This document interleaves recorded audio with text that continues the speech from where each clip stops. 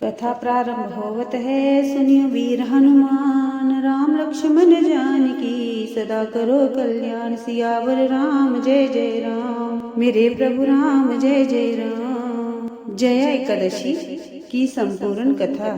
श्री कृष्ण भगवान बोले, हे राजन, माघ मास के शुक्ल पक्ष की एकादशी का नाम जया है। इस एकादशी के व्रत से मनुष्य भूत प्रेत पिशाच आदि की जोनी से छूट जाता है। अतः इस एकादशी के व्रत को विधि पूर्वक करना चाहिए। हे राजन, मैं एक पौराणिक कथा कहता हूँ, उसे ध्यान से सुनो। एक समय इंद्र स्वर्ग लोक में राज्य करता था। वहाँ अमृत पान कर नंदन वन में अप्सराओं के साथ अनंत पूर्वक क्रीड़ा कर रहा था। वह स्वेच्छा से अप्सराओं को नचाने लगा। उस जगह गंधर्व गान कर रहे थे और वहाँ गंधर्वों में प्रसिद्ध पुष्पदत्त तथा उसकी लड़की चित्रसेन, सती, मलिन आदि सब थे। वहाँ मलिन का लड़का पुष्पवान और मल्यवान था। उस समय पुष्पावती नामक एक गंधर्व लड़की माल्यवान को देखकर उस पर मोहित हो गई और कामवान से चलायमान होने लगी। उसने अपने सौंदर्य द्वारा माल्यवान को वश में कर लिया। पुष्पावती अत्यंत सुंदर थी, उसके लक्षण अति सुंदर थे। उसकी ऐसी सुंदरता देखकर माल्यवान भी उसके ऊपर मोहित हो गया। अतः वह दोनों कामदेव के वश में हो गए। परंतु फिर भी इंद्र के बुलाने पर नाच गायन के लिए जाना पड़ा और अप्सराओं के साथ अपना गाना शुरू किया। यद्यपि वह नाच गा रहे थे, पर कामदेव के प्रभाव से उनका मन ना लगा और अशुद्ध गाने लगे। उनके भाग भृंगियों को देख इंद्र ने इनके प्रेम को समझ लिया और श्राप दे दिया कि मेरी आज्ञा का उल्लंघन करने वाले मूर्खों, तुमने मेरा अपमान किया है, अतः तुमको धिक्कार है। इसलिए तुम स्त्री पुरुष के रूप में मृत्यु लोक में जाकर पिशाच का रूप धारण करो और अपना कर्म फल भोगो। इंद्र का श्राप सुनकर वह अत्यंत दुखी हुए और हिमालय पर पिशाच बनके दुख पूर्वक अपना जीवन व्यतीत करने लगे। उन्हें गंध, रस, स्पर्श आदि कुछ भी ज्ञान नहीं था।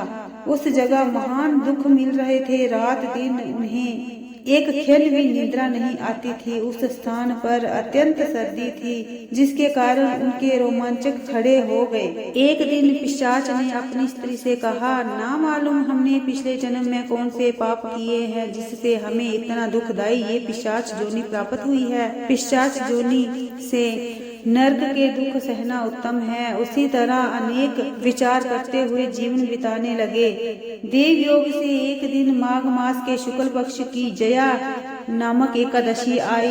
उस दिन उन्होंने कुछ भी भोजन नहीं किया और ना कोई पाप कर्म ही किया। उस दिन फल फूल खाकर दिन व्यतीत किया और महान दुख के साथ पीपल के पेड़ के नीचे बैठ गए। उस समय सूर्य नारायण अस्ताचल को जा रहे थे। वह रात्रि इन दोनों ने एक दूसरे से सटकर बड़ी कठिनाई से काटी। दूसरे दिन सुबह होते ही भगवान के प्रभाव से इनकी पिशाच देह छूट गई और अति सुंदर देह धारण कर तथा सुंदर वस्त्रभूषणों से अलंकृत होकर स्वर्गलोक को चले गए। उस समय आकाश में देवतागण तथा गंधर्व उनकी स्तुति करने लगे। नागलोक में जाकर उन दोनों ने देवराज इंद्र को प्रणाम किया। इंद्र को भी इनको अपने प्रथम रूप में देखकर महान आश्चर्य हुआ और उसने पूछा कि तुमने अपनी पिशाच देह से छुटकारा कैसे पाया है, सो कहो।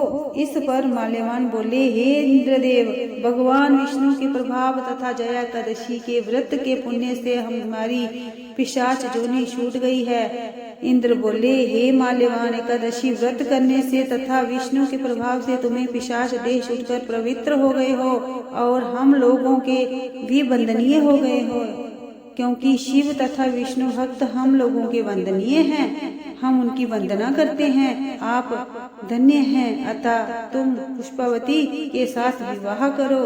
हे युधिष्ठिर, इस जया एकादशी का व्रत करने से समस्त कुजोनियां नष्ट हो जाती हैं। जिस मनुष्य ने इस एकादशी का व्रत किया है उसने मानो सब तप दान आदि यज्ञ कर लिए। जो मनुष्य भक्ति पूर्वक जया एकादशी का व्रत करते हैं वह अवश्य ही सहस्त्र वर्षों तक स्वर्ग में निवास करते हैं। कथा समाप्त होवत है। विदा हुए हनुमान, राम लक्ष्मण जानकी सदा करो कल्याण सियावर राम जय जय राम।